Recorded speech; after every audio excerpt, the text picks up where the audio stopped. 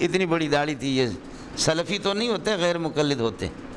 تو اس نے آہستہ آہستہ شیخ سے کہا ان هذا الرجل من الدیوبندیہ وتلک طائفۃ ضالۃ مضلۃ.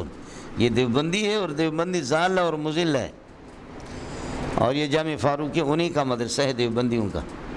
شیخ صاحب کا چہرہ عرب لوگ اتنی بڑی داڑھی کو دیکھ کر اعتبار کیوں نہیں کرے گا کہ اس داڑھی کے نیچے پورا پاکستان چھپ سکتا تھا. یہ میں نے 1.5 مہینے میں حفظ کیا. یہ میری کتاب ہے جو آپ کی قسمت اچھی ہے، آج مجھے مل گئی، میں نے لایا اور حدیث والوں کو دکھانے کے لیے. اس کا میرا استاد بھی موجود ہے. اب آپ یہ دیکھیں اس کے 40-45 صفحہ روزانہ میں یاد کروں. خالی دل نہیں بلکہ جان بھی منگ دیا. عشق دے گلی دے وچ کوئی لگ دیا. حرم شریف میں ہے کہ نہیں؟ حرم شریف میں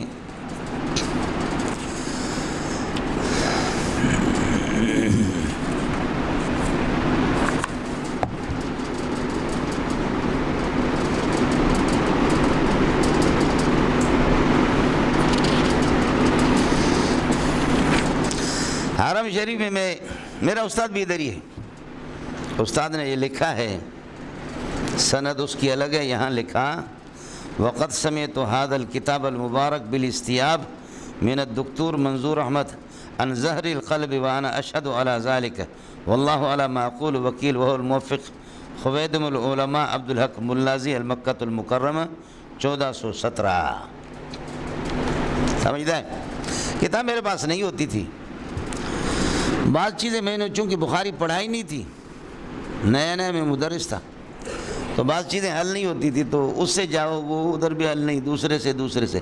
مجھے کسی نے بتایا جس کی بڑی ناک تھی، پیارے شاہین جیسے آنکھیں اس کی تھی، حرم شریف میں ستون اور ایک پلر پر وہ ٹیک لگا کر کے قرآن پڑھتا تھا اور کعبۃ اللہ کو دیکھ کر کے روتا تھا.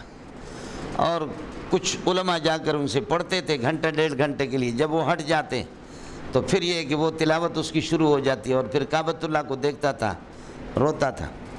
مجھے کسی نے کہا کہ یہ بہت بڑا عالم ہے. جامع ام القریٰ کے استاد تھے، شیخ عبداللہ عقیل کے نام سے تھے. میں حضرت کے پاس گیا، میں نے کہا کہ جی قد وقع هناك لفظ فی صحیح البخاری. کتاب میری رکھی ہوئی تھی. وقع کا معنی بیماری کے، لیکن میرے ذہن میں نہیں تھا. میں نے کہا وقع ما معنی وقع کا نام. یہ دیکھ لو مولوی صاحب اس بڈھے کو کا نام. ان هذا اللفظ قد ورد فی حدیث سیدنا انس بن مالک معنی وقع مریض جدا. هناك لفظ آخر قد مج النبی صلی اللہ علیہ وسلم مجتن. مجتن کا کیا معنی ہے؟ کا نام ان هذا اللفظ قد ورد فی حدیث سیدنا محمود بن ربی. میں لفظ بتا رہا ہوں، وہ راوی بھی بتا رہا ہے، وہ سند بھی بتا رہا ہے.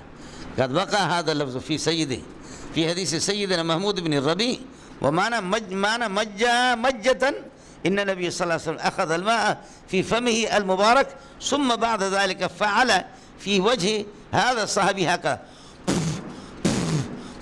هكذا فعل. تو یہ پھونکارنا ہے نا، پیار محبت میں ان کے ڈول سے. حدیث آئے گی آپ کے سامنے. جی جو لفظ بتا دو ٹھک وہ بتائیں، جو بھی لفظ پوچھو ٹھک.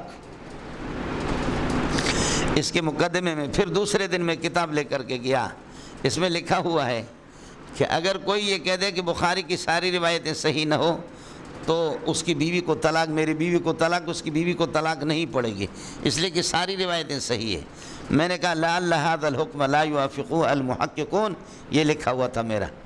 اس نے کتاب مجھ سے لے لی. یہ دیکھا کہ اس بات سے محققین اتفاق نہیں کرتے. ضعیف اور موضوع بھی کسی نے کہا کہ روایت اس میں ہے، البتہ متفقن علی ضعفی ایسا نہیں ہے.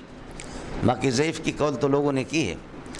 تو لعل هذا الحکم لا يوافقه المحققون. محققین اس بات سے اتفاق نہیں کرتے. کہا کہ من کتب هذا. میں نے کہا انا کتبت هذا. کہا انصفت کل الانصاف. آپ نے زبردست بات کی. سمجھ رہی میں ہے کہ نہیں؟ پھر ہماری اور ان کی دوستی لگ گئی. باقی قصے کسی اور ٹائم پہ آپ کو بتا دوں گا. ہماری دوستی پہ پھر اثر کیسے پڑا. مجھے کہا کہ بیٹا میں یہاں کر کے پڑھاتا ہوں، سمجھے، میں آ کر کے یہاں پڑھاتا ہوں اور بوڑھا آدمی ہوں، جیسے فرض پڑھتا ہوں، پھر یہاں سے نکلتا ہوں باب العمرہ سے اور جا کر کے باب عمر سے نکل جاتا ہوں۔ بقالۃ الشام یہ بڑی بلڈنگ تھی، اب وہ بلڈنگ ہے گرائی، یہ بھی میری بلڈنگ ہے، اور اس پہ آپ جو ہے یہاں سے جب بھی فارغ ہوں آ کر کے کھانا وہیں کھائیں اور آرام کبھی کریں، آرام بھی کریں، دوسرے لوگ بھی آتے ہیں، آپ کا کھانا مفت ہوگا، جب تک آپ یہاں حج نہیں کر کے جائیں گے آپ ہمارے مہمان ہیں۔ کھانا میرا تھا۔ کچھ دن گیا، اتنی بڑی داڑھی والا ایک دن آ گیا، اس نے کہا کہ یہ بندہ بخاری یاد کر رہا ہے اور بہت بڑا مولوی ہے، تو اس نے کہا کہ مجھ سے وہ تھا، اجمی تھا، کہنے لگے کہ آپ کہاں کے؟ میں نے کہا پاکستان کو۔ کہاں ہوتے؟ میں نے کہا جامع فاروقی میں پڑھا رہا ہوں، دیوبندیوں کا مدرسہ۔ میں نے کہا اتنی بڑی داڑھی تھی، یہ سلفی تو نہیں ہوتے، غیر مقلد ہوتے۔ تو اس نے آہستہ آہستہ شیخ سے کہا ان هذا الرجل من الدیوبندیہ وتلك طائفة ضالة مضلة، یہ دیوبندی ہے اور دیوبندی ضال اور مضل ہے، اور یہ جامع فاروقی انہی کا مدرسہ ہے دیوبندیوں کا۔ اب میری روٹی پہ لات ماری اس نے، میں نے کچھ سنایا، اس نے آہستہ آہستہ بات کی۔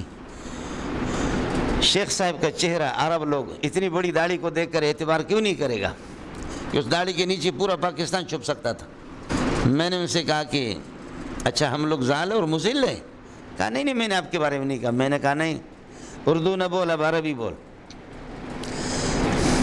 میں نے کہا واللہ انہو یفتری علیہ فی بیت اللہ الحرام، اللہ کے گھر میں یہ دجال جھوٹ بول رہا۔ میں نے اسے بولا کہ عقیدۃ الطحاوی کس کی کتاب ہے، تمہارے غیر مقلدین کی یا ہماری ہے؟ کہا آپ کے۔ میں نے کہا یہ جامعہ اسلامی میں نہیں پڑھاتے۔ تو میں نے کہا ہماری کتاب آپ پڑھاؤ، آپ تو موحد ہو جاؤ، اور ہماری کتاب و حنفیہ کو، اور ہم ضال ہو گئے، مشرک ہو گئے، بدعتی ہو گئے۔ فقہ اکبر میں کیا غلطی ہے وہ بتا دو، بولو فقہ اکبر میں کون سی غلطی ہے؟ آپ کے اندر اگر ہمت ہے، امام ابو حنیفہ کے شرح فقہ اکبر ملا علی قاری کی کتابوں کے نام میں نے لیے، کہنے لگے آپ شرح قائد پڑھاتے۔ میں نے کہا شرح قائد پر ہم بھی صرف تشہیز اذہان کے لیے پڑھاتے، ہم اس سے اتفاق نہیں کرتے۔ جو میں نے مولوی صاحب اس کو رگڑا دیا، اتنا رگڑا دیا، کہتے آپ کے بہت سے عقائد خراب ہیں۔ میں نے کہا ایک بول اس پہ گفتگو کرتے۔ ہو گیا وہ خاموش، اس پر میرا جادو چڑھ گیا، عرب اس پر چڑھ گیا، شیخ عقیل حضرت چڑھ گیا۔ اس نے کہا تجھے شرم نہیں آتی؟ تو نے مجھے اس بندے کے بارے میں کتنا متنفر کیا، اللہ کے گھر میں جھوٹ بولتے ہیں۔ الحمدللہ روٹی میری برقرار ہو۔ السلام علیکم جی دوستو، آپ نے دیکھا اور سنا شیخ مولانا منظور مینگل صاحب کو کہ شیخ مولانا منظور مینگل صاحب کیا بیان فرما رہے تھے۔